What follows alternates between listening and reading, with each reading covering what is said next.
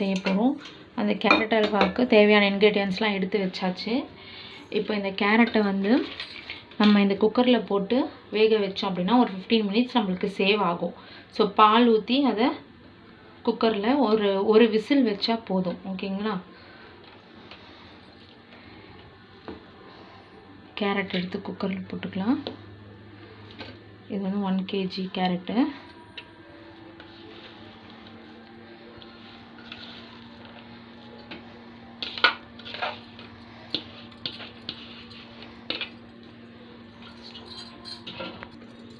இப்போ இதில் கேரட் போட்டாச்சு.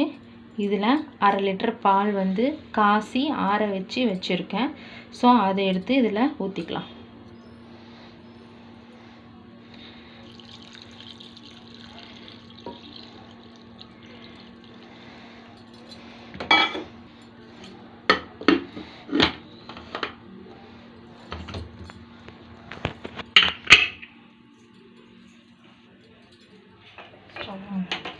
ஸ்டவ் ஆன் பண்ணியாச்சு. குக்கர் எடுத்து அடுப்பில் வச்சிடலாம். இப்போ இது வந்து விசில் வரட்டும். இப்போ இது ஒரு விசில் வந்துருச்சு. இதோட ஆவி போகிற வரைக்கும் கொஞ்சம் ரெஸ்ட்டில் வைக்கலாம். அதுக்குள்ளே நம்ம அந்த முந்திரி பருப்பு திராட்சை எல்லாம் வறுத்து எடுத்துக்கலாம். ஸ்டவ் ஆன் பண்ணிக்கலாம். ஒரு பேன் வச்சுட்டு இந்த பேன் காயட்டும்.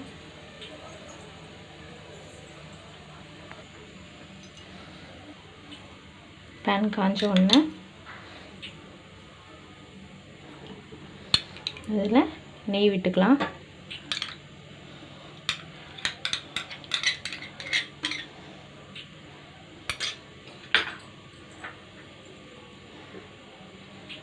முந்திரி பருப்பு சேர்த்துக்கலாம்.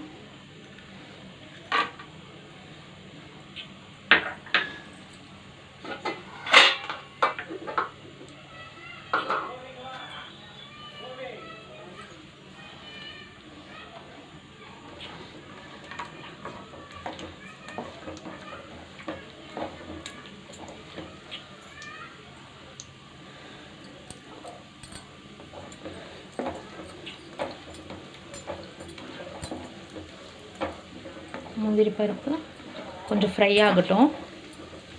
ரொம்ப செவக்க விட்டுறாதீங்க. தீ மிதமான தீயில் வச்சு ஃப்ரை பண்ணுங்கள்.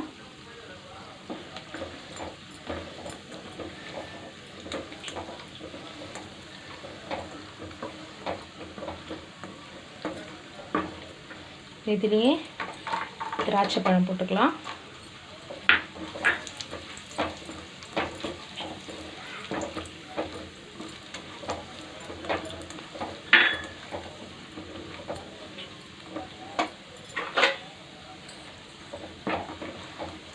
இது நல்லா ஃப்ரை ஆகிடுச்சு.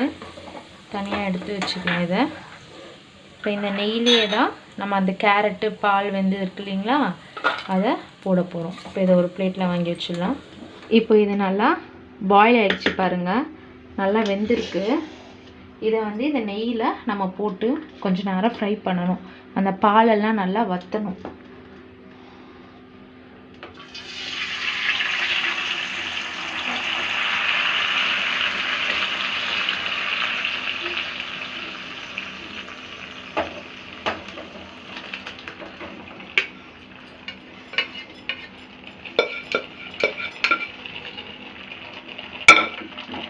வச்சுங்களா? இது நல்லா கிளறிக்கிட்டே இருக்கணும். நீங்கள் அடி பிடிக்காத அளவுக்கு கிளறணும்.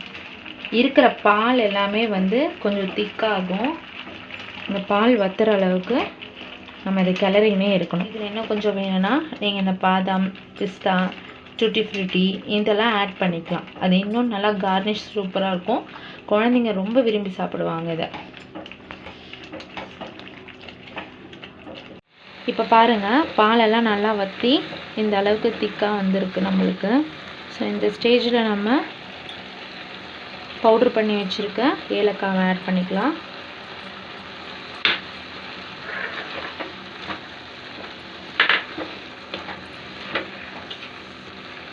ஸ்மெல் ரொம்ப அரோமேட்டிக்காக இருக்குது.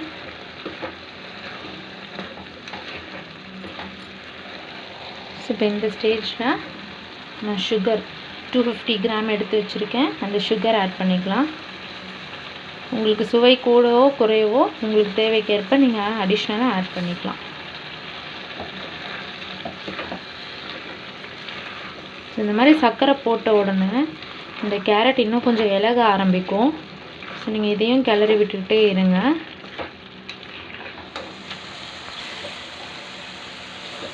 இப்போ பார்த்தீங்களா எவ்வளோ திக்காக வந்துருச்சு பார்த்தீங்களா? ஸோ இது கரெக்டான ஸ்டேஜு. ஸோ இந்த ஸ்டேஜில் நம்ம ஃப்ரை பண்ணி வச்சுருக்க இந்த கேஷ்யூ நட்ஸும் இந்த திராட்சையும் சேர்த்துடலாம்.